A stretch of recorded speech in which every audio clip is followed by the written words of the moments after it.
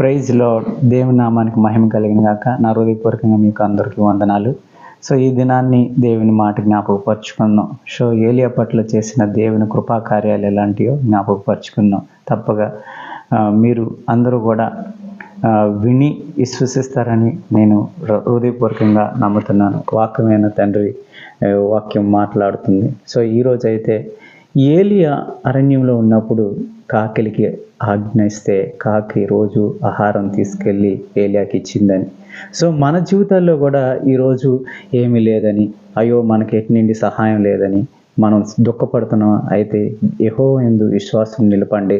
ఖచ్చితంగా ఆయన సహాయం పంపిస్తాడు, ఆకలి తీరుస్తాడు. సో ఏలియాని పోషించిన దేవుడు మనల్ని పోషిస్తాడని నమ్మండి, విశ్వసించండి, ఖచ్చితంగా ప్రార్థించండి, ఆ ప్రతిఫలాన్ని పొందుకోండి, సాక్షులుగా నిలండి. యేసుక్రీస్తు నామానికి మహిమ కలిగినది. God bless.